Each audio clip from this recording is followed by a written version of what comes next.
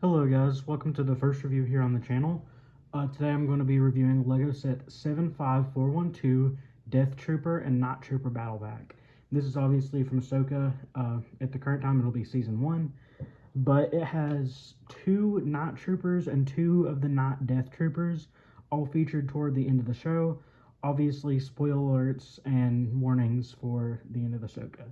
So first of all, we'll do the Death Troopers. Both of them are exactly identical. They have some very nice torso printing. They're very similar to the ones from 2016 and 2017 from Rogue One, but they do deviate slightly in that there's some red printing on them for the Night Sister robes and cloths that surround all the Night Troopers, as well as the gold stitching and melting the helmets kind of back together. I'll show you the back now. As you can see, again, very similar to the old Death Troopers, and it just kind of beaten up and worn some and stitched back together, just as you see in the show.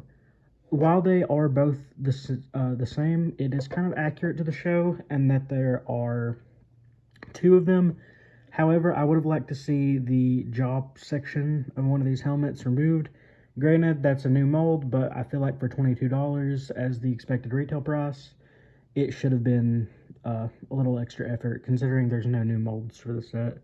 However, the printing on both these figures are really nice, as well as the head, which is the same exact head from the Night Trooper on the Duel of Peridea set. In fact, all 4 of these figures do have the exact same head. As you can see, he just comes with the E11 blaster, and yeah. The only difference between these two is that the one comes with the longer blaster. So now the main figures of the set are the Night Troopers. So here you have the most standard and basic version of the Night Trooper, the same exact version from the Duel on Peridea set.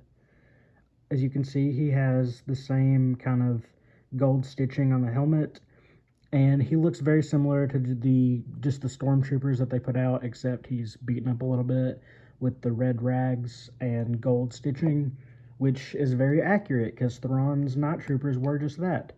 Obviously, the same zombified face as before, which I really like to see. And he has just the standard blaster, some nice printing on him. And if you have the Duel on Peridea set, there's not much to look at. It's just a Night Trooper.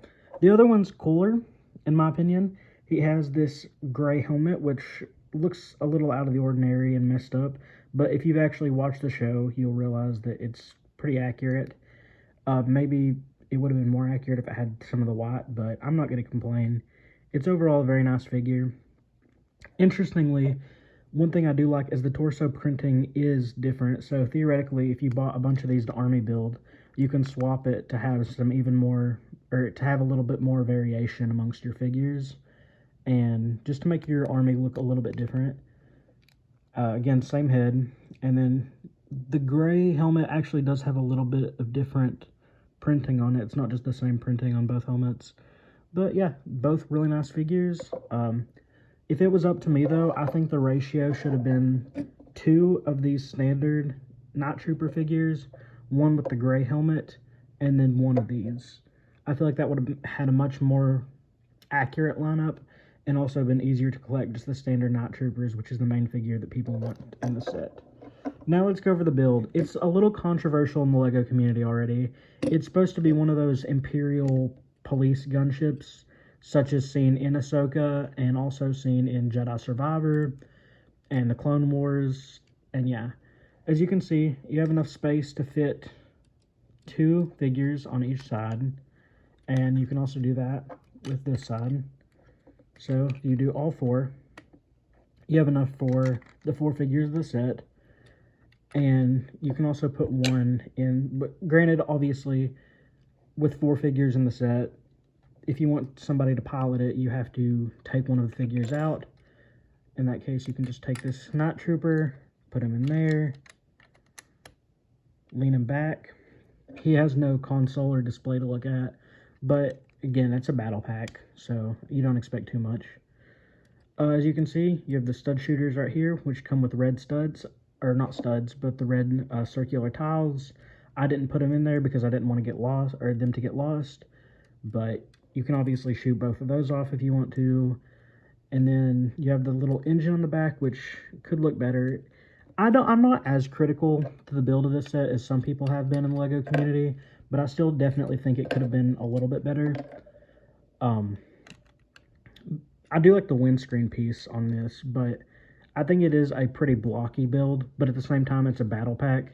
And if you compare it to something like the Mandalorian battle pack from a few years ago, that based on the Mandalorian TV show, I feel like this is a much more substantial build overall.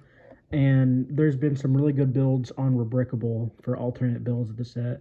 Some of them combining a few to make a more accurate version of the Imperial gunship. And yeah, but it's a pretty mediocre build, but obviously it's a battle pack. So if you get the build, you're going to be coming for these figures, not for the actual build. Again, 119 pieces, rated for ages 6 and up. Thank you so much for staying, and I hope you enjoyed the review.